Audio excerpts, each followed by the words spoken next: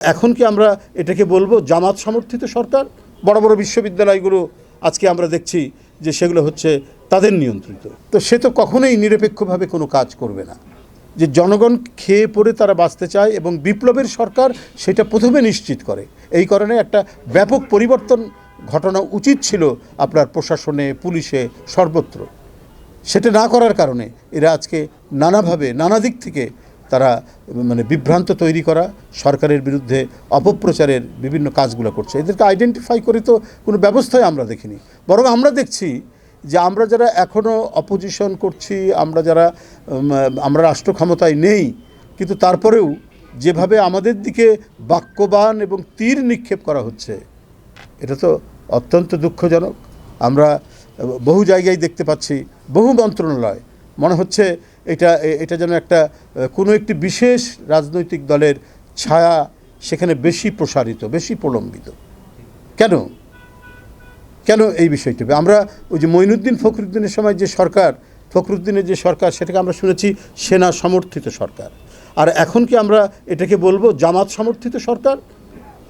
আপনারা যদি বিষয়টাকে নিয়ে যান, আমি দু একটা তথ্য প্রমাণের মধ্যে দিয়ে আপনারা বলতে চাই যে আমার সাথে রাজশাহী ইঞ্জিনিয়ারিং ইউনিভার্সিটি সেইখানে একটি ছেলে ছাত্রদল করত, পরবর্তীতে সে তার মেধার মধ্যে দিয়ে সে শিক্ষা প্রকৌশল কি একটা আছে না অফিস, শিক্ষা প্রকৌশল, হ্যাঁ, সেখানে সে সুপারিনটেন্ডেন্ট ইঞ্জিনিয়ার। এবং দেখুন, তাকে বলা হয়েছে যে তাকে প্রমোশন দেওয়া হবে সে যদি ওই আওয়ামী লীগের একটা শেখ মুজিবের নামে সংগঠন আছে না, বঙ্গবন্ধু পরিষদ, ওর যদি সদস্য হয়। সেটাও সে রিফিউজ করেছে। এখন সে মেধা তালিকায় 1 নম্বরে এবং সিরিয়ালে 1 নম্বরে। তাকে বাদ দিয়ে বিশেষ একটি রাজনৈতিক দলের 5 নম্বর থেকে নিয়ে এসে বসানো হয়েছে। সাভার মডেল কলেজে আওয়ামী লীগের সময় যিনি প্রিন্সিপাল ছিলেন, তিনি আগের প্রিন্সিপালকে সরিয়ে দিয়ে এতদিন কাজ করছেন। ঠিক আছে, সেখানে যাকে সরানো হয়েছিল তিনি দায়িত্ব নিয়েছেন, তিনিও ওই বিশেষ রাজনৈতিক দলের লোক। এসেই বিএনপির 2 জন শিক্ষককে ওখান থেকে বাদ দিয়েছেন।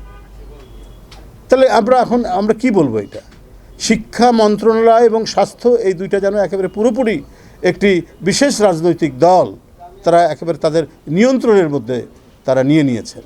বড় বড় বিশ্ববিদ্যালয়গুলো আজকে আমরা দেখছি যে সেগুলো হচ্ছে তাদের নিয়ন্ত্রিত। অধিকাংশ ভাইস চ্যান্সেলর দেওয়া হয়েছে বড় বড় বিশ্ববিদ্যালয়গুলোতে তাদের লোক। কেন? একটা তো হচ্ছে যে একটা ইনস্টিটিউশনে মানুষের চেতনা থাকলেও সেটা প্রকাশ করবে কেন? কিন্তু চেতনার যখন বহিঃপ্রকাশ দেখি, সেই চেতনার লোককে যখন আবার একটি প্রতিষ্ঠানের প্রধান বানানো হয়, তো সে তো কখনোই নিরপেক্ষভাবে কোনো কাজ করবে না।